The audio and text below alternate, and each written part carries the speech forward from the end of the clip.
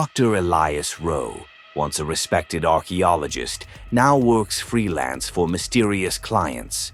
After a scandal involving forged relics and a vanished intern, his credibility was shattered.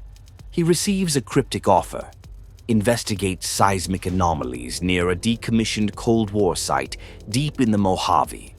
The pay is obscene, the coordinates are exact, and the desert, he realizes, is eerily familiar.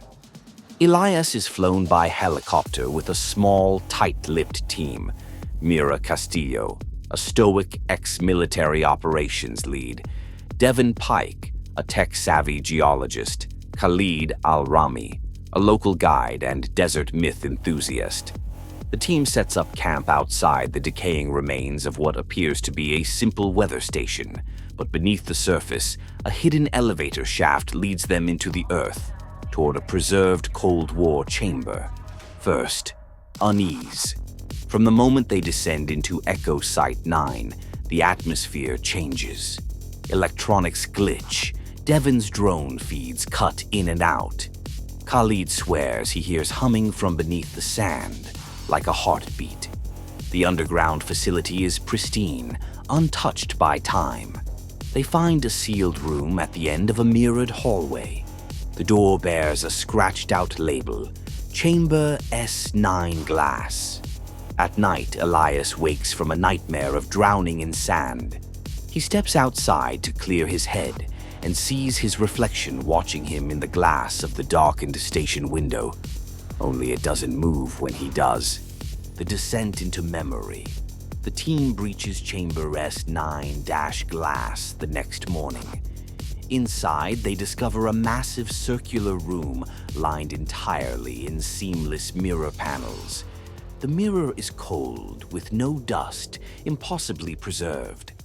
At its center is a pedestal with ancient-looking symbols etched into its surface. The design isn't military, it's far older. As the team examines the room, they realize something strange. The mirror reflects their images at first, but then lags, then shows something else entirely. Visions begin. Mira sees her younger brother standing behind her in the reflection. He's supposed to be dead, killed in a roadside bombing during her final deployment. She spins around. Nothing. But in the mirror, he whispers something. "You left me." Devin notices the reflection showing seismic activity readings far more intense than the data on his tablet, projected before it happens. A prediction. Then he sees himself screaming, being torn apart by sand. Khalid refuses to enter the chamber after glimpsing the mirror. He mutters about an ancient Bedouin tale, Al-Mirat al-Akhirah, the last mirror, said to trap souls and twist reality into madness. "It doesn't reflect you," he says. "It remembers you." Elias's encounter. When Elias approaches the mirror, it goes black. Then it shows him, not as he is, but as a child in the desert, burying something small and struggling. He doesn't understand. He doesn't remember. But the child version of him looks up in the mirror and smiles. Madness creeps in. The mirror begins showing contradictory reflections. Movement where there is none. People whispering from within it. Impossible images of alternate versions of the team, dead or distorted. The reflections start lingering, even after they walk away. Then the generator cuts out. The base goes dark. As Devin tries to repair the power, the mirror in the chamber flickers like a TV static screen and shows the entire team standing still, watching Elias, mouths open, eyes black. When Elias turns around, they're all gone. Only their reflections remain. With the generator down, the base descends into darkness, lit only by emergency lights. The reflections no longer behave passively. They begin moving on their own, often lingering a second too long or staring back with a malevolent intelligence. Mira vanishes during a sweep of the storage wing. Her radio cuts out mid-sentence. When Elias and Devon find her headset, it's lying near the chamber, next to fresh footprints that lead into the mirror, but not away from it. Khalid's breakdown. Khalid, once composed and skeptical, spirals into panic. He claims the mirror is feeding off them, consuming their memories to replicate them. He accuses Elias of bringing them here deliberately, of waking the Mirage. He reveals an old journal he found stashed behind a loose panel, notes from a former researcher who once worked at Echo Site 9.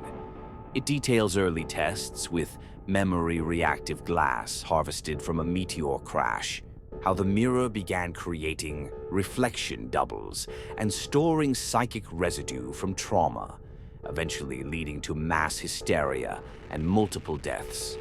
The final note in the journal: "We buried the key beneath the first lie." Elias remembers. Under pressure, Elias starts recovering fragments of memory. Decades ago, as a boy, he was brought to this desert by his father, part of an unofficial government test on children with unusual memory projection abilities. Elias was different. His reflection mimicked things before he did them. But one night, something went wrong. Another boy in the program disappeared into the mirror. Elias blamed himself. His father buried the truth, and Elias's memories. Elias returns to the dunes behind the station, driven by instinct. There, under the sand, he finds a buried box containing a photograph of the test group. One child is circled, a boy who looks just like Elias. A small obsidian shard, part of the original meteorite glass, and a name tag, Elias Rowe, Subject 001. He realizes the truth. He never left this place. The life he lived after was built from broken memory, a projection, an echo, the return of Mira.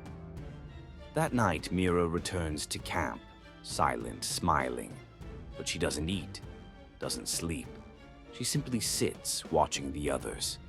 Devon notices her reflection in a window flickering, showing her screaming.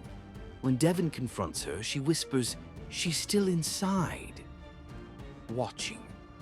Devon is dragged screaming into the chamber by his own reflection, an identical, grinning version of himself. The mirror seals behind them. The chamber lights flicker back on, and Elias watches as Devon's reflection walks out alone. Only Elias and Khalid remain, though Mira and Devon's bodies are still present. Their reflections wander freely in the base. They no longer mimic, they perform. They act out moments that never happened, or perhaps haven't yet. The line between reflection and reality is dissolving fast. The station's interior mutates. Hallways lead nowhere, doors open to endless sand. Reflections bleed through glass, puddles, even the metallic sheen of instruments. Elias realizes the mirror's infection is spreading beyond the chamber. The shard's secret. Elias studies the obsidian shard he uncovered, one of the original meteorite fragments used to craft the mirror. It vibrates with heat when brought near the glass. Khalid theorizes the shard is a key, a final failsafe. But a key to what? Locking the chamber or destroying it? In a desperate experiment, Elias holds the shard to the mirror. The glass ripples and opens, revealing an impossible desert within. There he sees countless versions of himself, all frozen in time. A boy crying, a man aging, one bleeding, another screaming. Trapped echoes. He's been here before. He never left. A choice must be made. Khalid begs Elias to destroy the shard. You destroy that, you sever the link. End the memory. End the hunger. But Elias hesitates. If the mirror really contains his true self, his real consciousness, then destroying the shard might obliterate him entirely. Then Khalid's reflection approaches. Unlike the others, it doesn't grin. It pleads. It warns Elias. He's not the one that escaped. You are. You're the echo. He's been trying to come back ever since. Elias reels. The truth dawns. He isn't the original. He's the reflected version that escaped the chamber decades ago. The real Elias, the boy buried in memory, is still trapped inside the mirror. The collapse begins. The mirror can't hold both forever. The station begins to quake, glass fracturing, walls peeling into white void. Mira and Devon's reflections collapse into shards. Khalid runs, but is grabbed by his double and pulled, screaming, into the glass. Now Elias is alone. The chamber mirror stands before him, cracked and pulsing like a heart.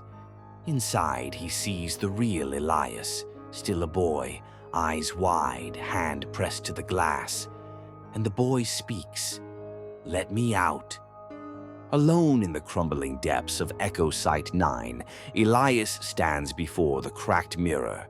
It no longer reflects anything, only possibilities.